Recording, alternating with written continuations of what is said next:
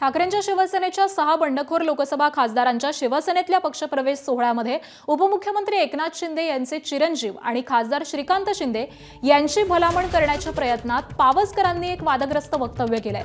एकीकडे सांगितलं जातं की आजपर्यंत मला सांभाळलं, आता दुसऱ्याला सांभाळा, मग माझ्या मुलाला सांभाळा, हे वाक्य उद्धृत करत पावसकरांनी ठाकरेंच्या शिवसेनेची पाळणाघराशी तुलना केली आहे।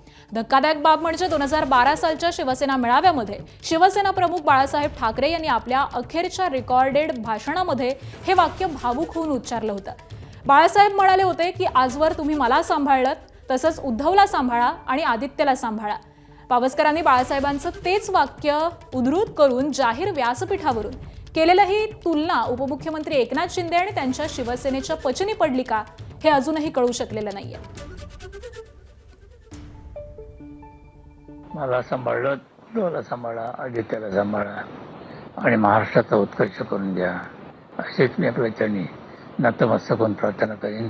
इमानाला महत्व द्या, आम्हाला नाही।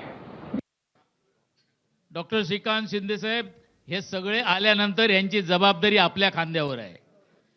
एकीकडे सांगितलं जातं आजपर्यंत मला सांभाळलं, तुम्ही दुसऱ्याला सांभाळा, त्यांना सांभाळलं की मुलाला सांभाळा। अरे हे काय पाळणा घर आहे का?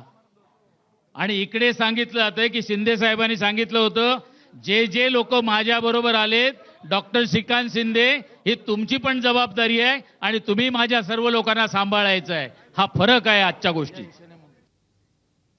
दरम्यान माजी महापौर किशोरी पेडणेकरांनी किरण पावसकरांना उत्तर दिलंय।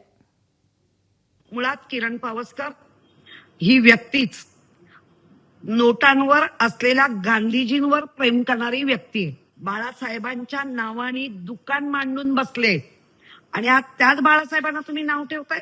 बाळासाहेबांच्या वक्तव्यावर तुम्ही पाळणाघर म्हणताय।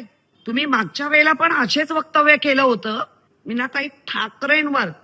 त्या वक्तव्यामुळे संशय निर्माण करण्याचा प्रयत्न याच किरण पावसकरकडनं झाला। मग शिंदे त्यांना कानात ऐकायला जात नाहीये की कळूनच नाही घ्यायचंय? त्यांना आवरलं पाहिजे असल्या भोकऱ्या टिंब टिंब लोकांना। एबीपी माझा, उघडा डोळे बघा नीट।